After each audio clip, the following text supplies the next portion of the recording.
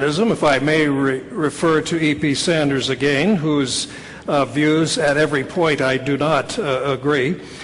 Sanders has identified 8 facts or activities of Jesus about which we may be relatively confident.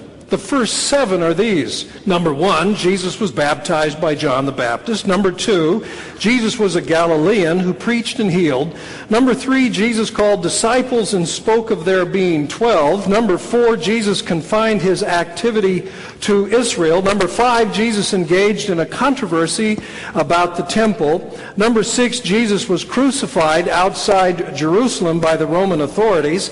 And number 7, after his death, Jesus' followers continued as an identifiable movement. These 7 facts or activities take into account almost every significant event related by the New Testament Gospels. I would add to them my own list: the institution of the Lord's Supper, whose antiquity is attested in Paul in 1 Corinthians 11. I would also add Jesus' practice of associating and eating with tax collectors and people called sinners. Why Jesus' followers continued as an identifiable movement will be addressed tomorrow evening when we consider the resurrection.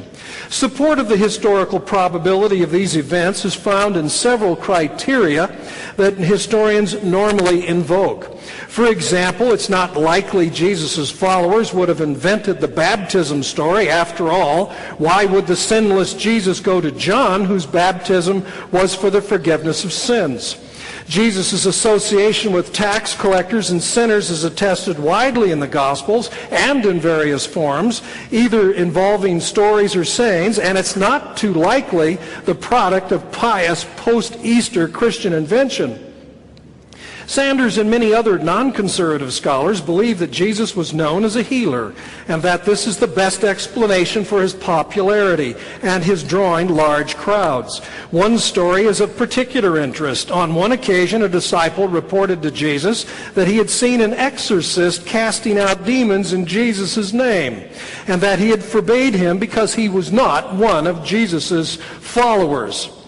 Judging by the stories we read in Acts, this seems genuinely to reflect the early church's view. One especially thinks of the professional exorcists, the sons of the Jewish priest Sceva, who attempt an exorcism in the name of Jesus, whom Paul preaches in Acts 19.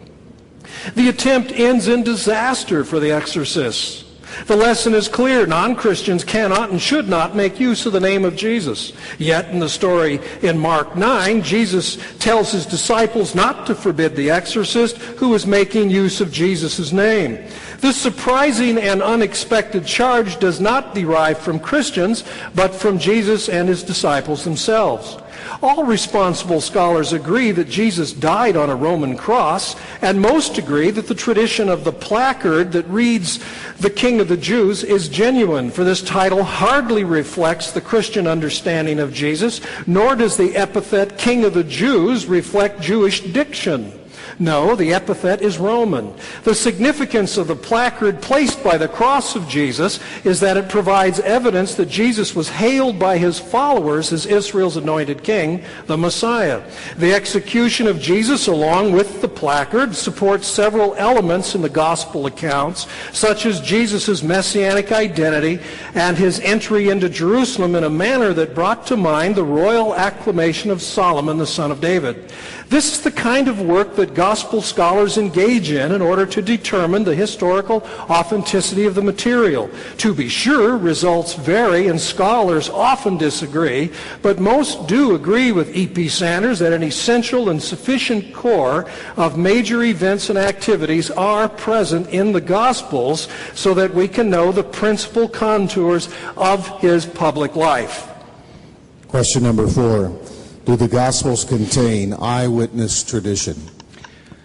When I was a Bible-believing evangelical Christian attending Moody Bible Institute, before I began my serious scholarship on the New Testament, before I began to read it in Greek, and before I saw what serious scholars of the world had to say about it, I was absolutely convinced that the Gospels not only contained eyewitness tradition, but that they were written by 2 eyewitnesses, Matthew and John, and by two people who were close companions to people who were eyewitnesses, Mark and Luke.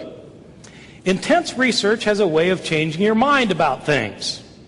But I don't want you to think that this is a reason for you not to use your brain.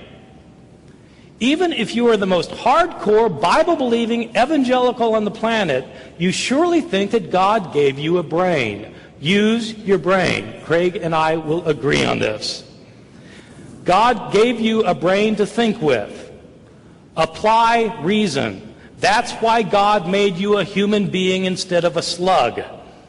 Don't be afraid of using your intelligence to find out the truth. The truth may not be what you were taught, but if it's true, you should believe it, not run from it.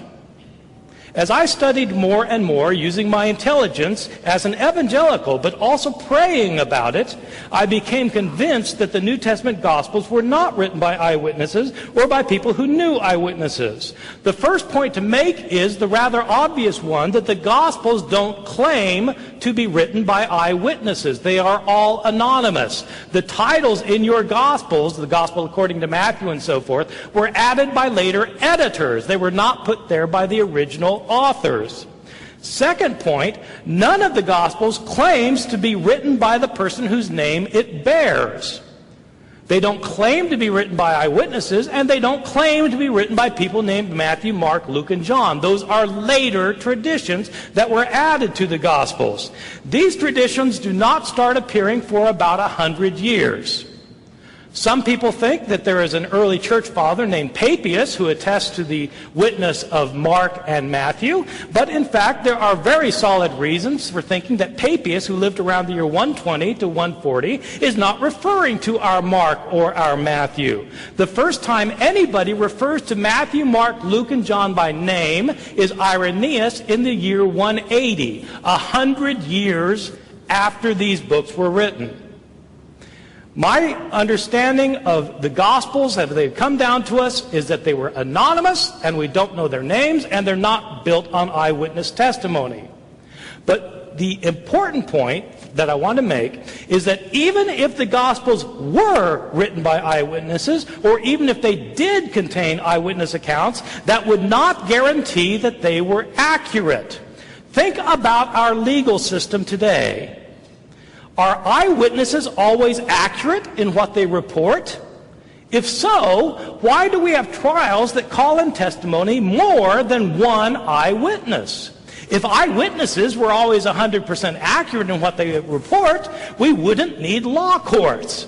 If we wanted to know what happened, we would simply ask somebody.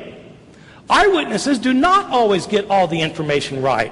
But even if they did, it wouldn't matter because the Gospels of the New Testament don't claim to be written by eyewitnesses, and in fact they were not written by eyewitnesses. The Gospel writers were living 40 to 50 to 60 years after Jesus died. They wrote the Gospels in Greek. Jesus' language was Aramaic. These Gospel writers were living in a different country. Decades later, where did they get their information from? They were not the followers of Jesus. They don't claim to be followers of Jesus, the disciples. They're written by later people decades later in a different language. Where did they get their information from? They heard stories about Jesus that had been in circulation year after year after year, decade after decade, down to the time that the gospel writers living in a different country, speaking a different language, heard the stories. What happens to oral stories when they are transmitted orally? They change.